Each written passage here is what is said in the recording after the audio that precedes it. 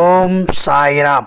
என் அன்பு குழந்தையே, உன் உயிரான உறவு உன்னை அழைத்து பேச வேண்டுமென்று நீ என்னிடம் சொல்கிறாய். உன் உயிரான உறவோ என் துணை என்னை அழைத்து பேச வேண்டும் என்று என்னிடம் சொல்கிறார். யார் முதலில் பேச வேண்டும் என்ற அந்த எண்ணம் மட்டும் உங்கள் இருவர் மனதிலும் ஓடிக்கொண்டே இருக்கிறது. கவலை கொள்ளாதே. உங்களுடைய இருவர் மனதிலும் உங்களை பற்றிய ஞாபகத்தை ஏற்படுத்தி யார் பேச வேண்டும் என்பதை உன் சாயப்பா இந்த நேரத்தில் உனக்கு தெள்ளத் தெளிவாக சொல்கிறேன். உன்னுடைய மனதில் உன் உயிரான உறவு பற்றிய ஞாபகம் இருந்து கொண்டே இருக்கிறது.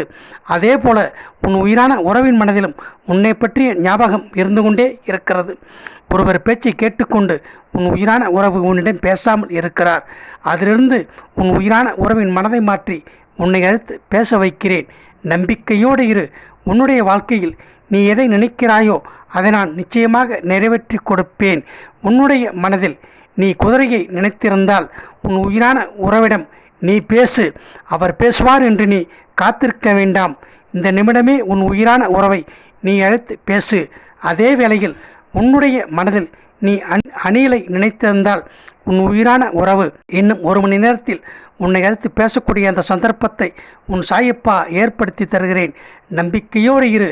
உன் வாழ்க்கையில் யார் உன்னோடு பேச வேண்டும் என்று நினைக்கிறாயோ அவர் எந்த மனதில் இருந்தாலும் அவர் மனதை மாற்றி உன்னிடம் பேச வைக்கிறேன். உன்னுடைய வாழ்க்கையில் உனக்கு எது கிடைக்க வேண்டுமோ அதை உரிய நேரத்தில் உன்னிடம் கொண்டு வந்து சேர்க்கிறேன். நம்பிக்கையோடு பேசு. உன் உயிரான உறவு உன்னை ஏற்றுக்கொள்வார்.